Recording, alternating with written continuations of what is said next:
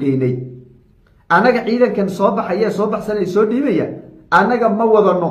siyaasiyiinta ku sugan Kismaayo saamilayda siyaasadeeda ayaa ciidanka tashkiilinaya oo soo saaraya oo ciidanka dawladda ku biirale anagu shaqulku malay buu yahay Xamza wisbari yaray waa laga qaatay marka waxa la yiri waayahay ciidankan iyo bombontiisa soo qaadistoodii diyaaradaha ku soo qaadaysan Joojiya ciidankana waxaad geysaan baa la yiri saldhigyada loogu talagasheen geeya Axmed Madoobe anaga oo sheegayna wax dagaalan ha qaadin Axmed Madoobe waxaan dheerahay ciidankan hadaad gureynayso jooji dagaal lama qaabayo sidaana ha ku istaagto ciidamada isa soo dhiibay ciidamada dawladda isku soo dhiibayana waxa lagu dhahay markay la soo xidhiidhaan saraakiisha ciidanka anaga bari baa naga tiin hadaad Axmed Madoobe la dagaalamaysan oo saldhigyo kala samaysanaysan samaysta anaga shaqulku maleeyin dhaha isbari yeela arinta joojiya intaas baa horta hadda la isla marayaa Axmed Madoobe xaqiisa in la hadlo oo isagana wax laga qaado la yiraahdo waxaan aad dooqaysatay waxaan aad qabatay doorasho way leedahay waxba kaba jireen jooji wada hadal la u soo diyaar garow ayaa iyagana xaqooda laga sugayaa wada hadaladuna wali way sii socdaan Xamzana la tashiyo wada horta intaas hadda la isla gaaray waxaan kale la leeyahay Xamza wajiga wax la kulmay Xamza waxa way kiriyo u baa la yiri ay saduqiyo waxa way ilin iska tirtiraya ama duuf iska tirtiraya tiish sanka ku haysta la soo dhiganayo waxba kama jiro Axmed Madoobe Kenya ma rabto Mareykanna ma rabo Soomaalina ma rabto cid rabtay ma jiro laakiin waxa intaaba ka sii weyn waxa la ilaalinayaa dagaal inuu sandhicin oo ciidanka daraawishta Jubbaland ee Soomaaliyeed iyo kuwii Soomaaliyeed ee militariga inaan la isku horgeynin oo aan labadooda la isku dirin la isku horgeyn oo dhiig halka ku daadanin argagixisada ahayn ayaa aad loo waxa weeye la rabaa in la baajo laga hortagaya inta u baahan muhiimada mooyane Axmed Madoobe cidna ma rabto Xasan iyo dabaqsigoodana de waa la arkaa inaysan waxba guul ka keenaynin oo dagaal maanta maamul goboleed lagu qaado inaan guul laga keenaynin way ogsoon yihiin oo dhalinyarada Soomaaliyeed baa iska hortagi Axmed Madoobe Kismaayo in hadda u ilaalisa wuu haysta ciidan kale to gacan kuma hayo laakiin inta Kismaayo ku qarboodi lahaa ku carqaladeyn lahaa cidi soo weerartay kaga hortagi lahaa wuu haysta ciidan kale ma hayo in yaro isaga waxa weeye wax la leefto madaxtooyada intuu ugu talagalay Bariisku halka uu dhax kariyo intaas buu rabaa madaxtooyada inuu ku ilaashado Kismaayo wax kale uu dagaalamo ma hayo ciidanka dawladdan de munaasaba maaha inay Kismaayo maanta intay weeraraan Axmed Madoobe soo qaanay dhaan madaafiic la dhacaan dad shacab ku dhamaado munaasaba iyadana ma aha oo taa macquul ma aha hal wado oo dawladdu ay sameyn lahayd inay duulaan qaado dhulka maqan ay shabaab ciidanka ay ku wajahdo oo caasimadii Jubbaland baa maqan oo dhulkii oo dhan baa maqan ay dhulka ay qabsato gobolka Gado ilaa iyo Jubbada dhexe inta isku qabato marka kadib iyadoo ay tiraahdo kaalaya Jubbaland oo caasimad baa inay qabanay kaalaya imaada doorasho soo qabsada oo marka qofka rabtay idinku doorta oo ayaduna ay korjoogta ka ahaato taas waa suurtagal waana hanaan shaqeynaya laakiin hadda Kismaayo duulaan lagu qaadiyo Axmed Madoobe la soo qabanaya xal noqon mayso ciidankan daraawishtii isdhiibitaankoodu iyaguna waa baab kale oo iyaga baahi iyo dhibaato Axmed Madoobe ku sameeyay ka baxsanayaan oo ayadu inay isdhiibaan dawladda federaalkooda ka shaqeysay hadda ka shaqeyninba waa wasar muuqda su'aal madoon weeyo iyadu ciidanku way dhibaataysan yihiin oo iyaga dhibaataysan laakiin in dagaal oo ciidanka la iskaga hortago macquul ma noqonayso ninkii isdhiibayo ciidanka dawladda ku biiraya isaga u madax banaan oo qofku la haysta ma ahaan karo waxa muddo 13 sano la haysta u ahaayeen marka la haysta ma noqon karaan ciidanku inay ku biiraan kuwa dawladda ama ay ku biiraan maamul goboleedyada kale oo nin walba dheef uu raadsado meesha wax u raadsan lahaa oo tan u dhaanto u raadsan lahaa isaga waxa weeye xaq u leh cid khasbi kartaay ma jiro taasina iyadana waa mid dhinaca kale Axmed Madoobe shalay masaajidka intuu soo fadhiistay ayuu waxa weeye iska bataacay bulaacad uu furka laga qaaday oo kale farmaajo 20 milyan balan qaaday oo anagu ka tiidayo waxa weeye nin askari oo Ethiopian ayaa 30 milyan lagu siiyay inuu soo qabto oo aniga soo qabto oo uu soo wacayo wuxuu yiri waxa weeye halka joogtid labada guri ee aad magaalada Kismaayo ka degantay waan ogahay labada guri baan kugu duqeyn kantaal baan kugu dhufan buu idhahayo hebel buu idhahayo sidaan uu yeelayo Cabdi Naasir Seeraan ninka adag ma imaanido Cabdi Naasir Seeraan baa madaxweyne waaye cid kale helaysa waayo oo barraq buu ka kacay Kibose oo magaalada Kismaayo joogo 10 daqiiqo ku soo afjariyo baq waxa uu boo horta tuqi afka furtay anu mar hore aan isha waxaan maskaxiyan uma joogo maskaxiyan Axmed Madoobe uma joogo kursi baa intuu maray oo baal maray iyo duq maskaxdiisa horta isku dardarmatay maskaxiyan uma joogo hadii maskaxiyan u joogi lahaa ma uusan laamahaas kala duwan ee siyaasadeed waqti xaadirkan isaga oo maanta kismaayo bas gacan ku haya eebaysan oo ciidankiisii 13 sano maamulaya kala furfurmeen waxa uu sameeyay waxaan bulshada reer Jubbaland u qalmin uu yahay lagu haysto dulmi waxaad aragtay cadaalad darro sameeyay ceebtaad aragtay maanta dhax fadhiya kama uusan sheekeeyeen oo meelo siyaasadeed oo fara badan muusa fanteen farmaajo oo sidaad aragtay uu la dagaalamay isagaaba lagu xamalayaa oo hadda waxa la lahaa waa isku siyaasad maadaama dawladda federaalku ay marorsi iyo dhinacyo kala duwan oo iyada naftarkeeda ay bulshadu u dhannayn sida guddiga doorashooyinka iyo hanaanka doorashooyinka ay u qabsoomiyo asxaabta xisbiyada iyo ururada siyaasadda iyo waxyaabo markaasi aan loo dhannayn ay dawladdu ku dhaqaaqday waxa la rabay inuu meelahaas inuu kala galgala lama rabin haddii maskaxiyan uu joogi lahaa meel walba lugta soo mariyay farmaajo soo ceebeeyo been iyo propaganda dusha ka saaray Cabdinaasir Seeraar buu bahdilay oo bahdil uu ku sameeyay oo uu yiri Cabdinaasir Seeraar wuxuu waayay cidda kale helaysa waa maxay wiil waa bahdil nooca wuxuu weeyay uu bahdilay xaggan u booday wuxuu sameeyay Kiboosa wuxuu yiri 10 daqiiqo ma gabigiisaba yaa ku soo afjari oo magaalada Kismaayo iska dhaxtaa waan soo waa badilayaaba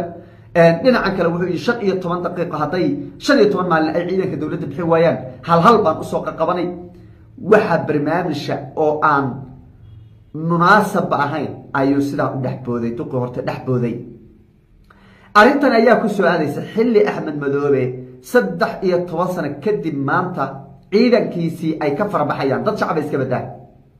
ciidanaha ayaa ka farabaxaya oo boqol iyo 57 isku dhiibay ciidanka dawladda oo ka cararaya magaaladii uu isagu ka soo jeeday ciidankii joogay kuwii joogay Doobley iyo meesha la yiraahdo Afmadow ayuu isagu ku abtirsadaa oo hayb ahaan dadkiisu inta ugu roon ay degan yihiin labadaba ciidankii joogay waxay la xiriir la sameeyeen ciidanka dawladda ku beerayaan hadduu sharaf leeyahay oo bulshada uu waxa weeye wax u hayay oo bulshada uu u turayay oo uu hormar u hayay oo uu abni u hayay oo uu nolol u hayay maxay ciidanku baxsanayaan idinka weydiiyeen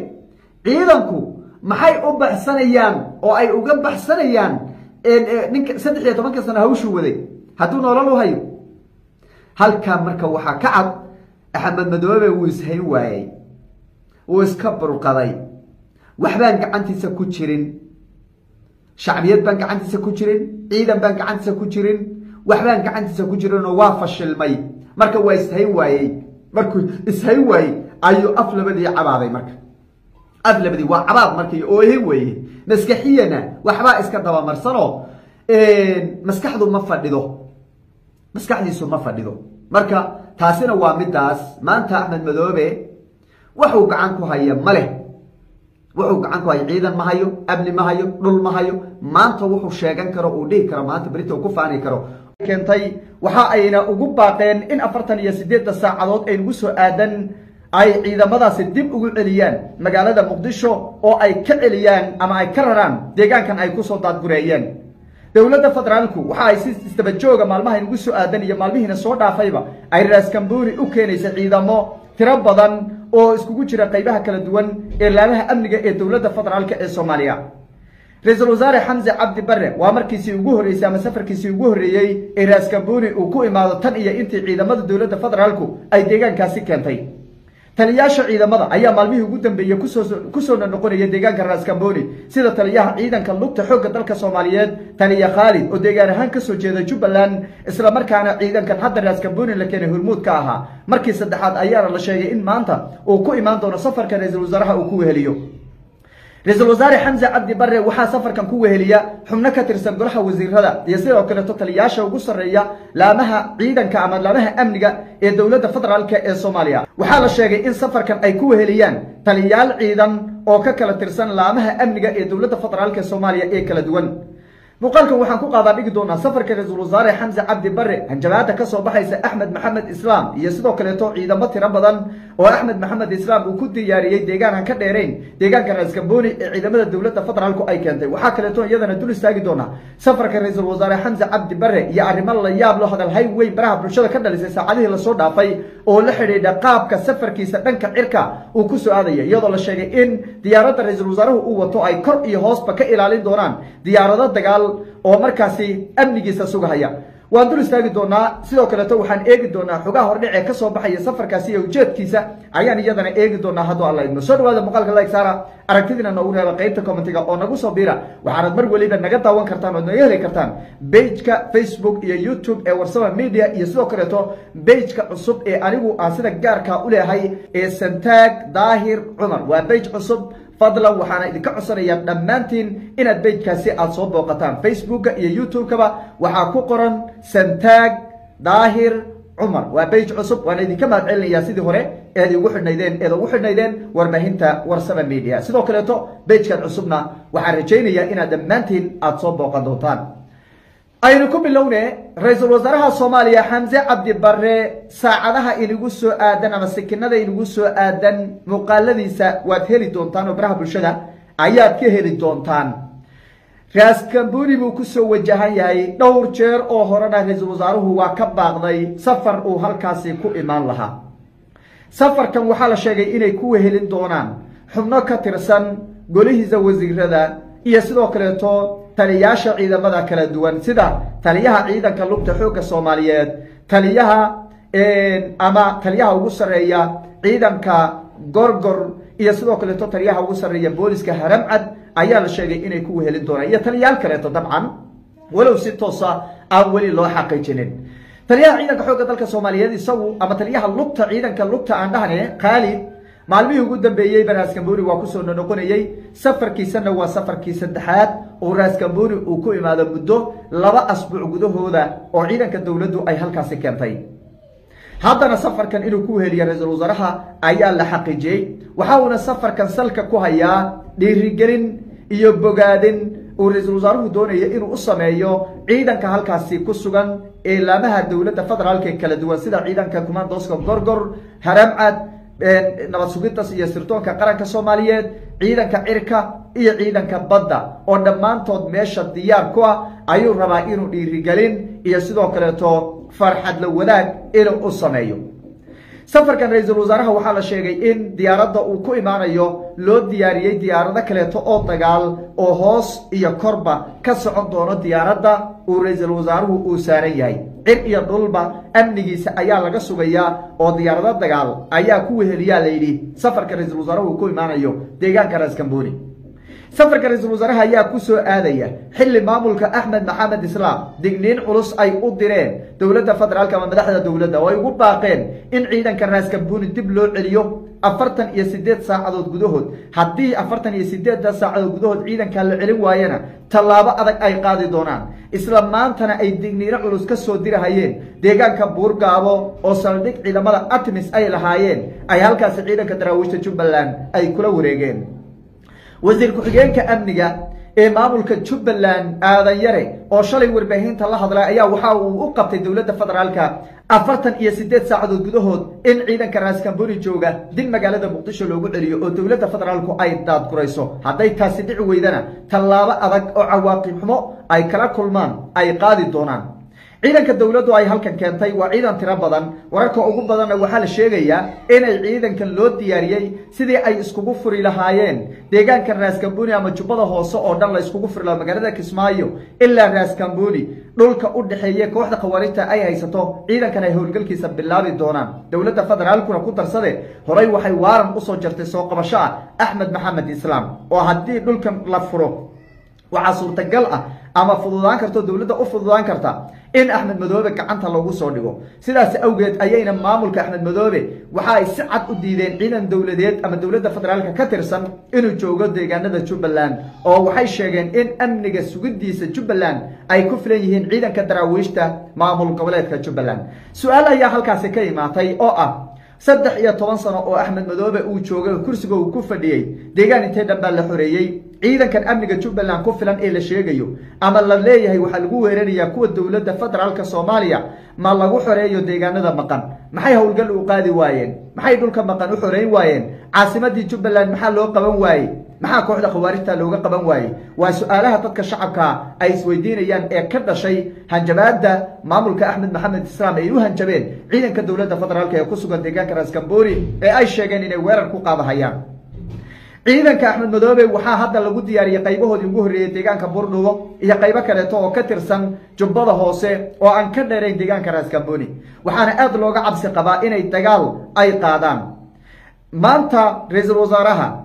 iyo safaradii ugu dambeeyay diyaaradihii imaanahayayba wax dhibaato lama aysan kulmin oo si nabad ah ayay Raaskambooni ku soo gaareen Axmed Madoobe iyo maamulkiisuna waxa ay ku hanjabeen in diyaaradii soo istaagta la duqeyn doono oo lidka diyaaradaha lagu diyaariyay taasoo meesha ka saaraysa inay aad aysan iskugu dhaweyn Axmed Madoobe iyo ciidankiisuna wax hadda saameyn badan aysan ku lahayn deegaanka Raaskambooni balse aysan ay dhici karto dagaal dhaxmara oo ciidanku meesha hadda ay ku sugan yihiin ilaa 60 kilomitir ayaa lagu sheegaa ama lagu qiyaasayaa inuu Axmed Madoobe ciidanka ku diyaariyay ra'iisul wasaaraha Soomaaliya Xamza Cabdi Barre goordhow waa imaanaya waynu eegi doonaa khudbadihiisa iyo sidoo kale muuqaalada halkaas lagaga duubo ayaana si toos ah idin la wadaagi doonaa haddii Allaahimo dhinaca kale istidooyinku wali aad ayay u sii xoogaysanayaan oo magaalada Kismaayo waliba diyaarado hub wada ayaa laga soo dajiyay Axmed Maxamed Islaamna wuxuu hadda sinta saaray oo garabka uu saaray dhinaca Itoobiya oo calaqaad fiican uusan ka dhaxaynin dawladda federaalka xiisad xoogan ay kala dhaxaysay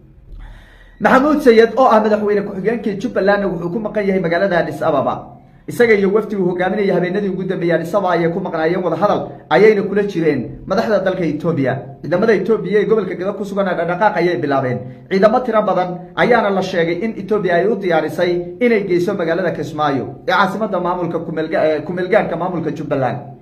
waynu eegi doonaa dhaqdhaqaaqyada hanjabaadda Jubbaland iyo sidoo kale heshiiska ay la galeen dhinaca Itoobiya carada dawladda federaalku ay ka muujisay dhaqdhaqaaqyada ay ka wada Jubbada Hoose ciidamada lagu soo daadgureynayay Raaskambooni talaabooyinka ugu horeeyay ay qaadaan safarka ra'iisul wasaare Xamza iyo wixii ka soo kordho muqalladeena dambe ayaan idin ku soo gudbin doonaa anigoo Santaaga ayaana inala socodsiin doona barta naga daawan kartaan ama naga heli kartaan mar walbana waa warbaahinta Warsama Media oo iyo sidoo kale Santag Daahir Umar oo ayadana Facebook iyo YouTube labaduba aad naga heli kartaan fadlan nagu soo biir waa kaaga mahad celinaa haddii hore noola sii joogtay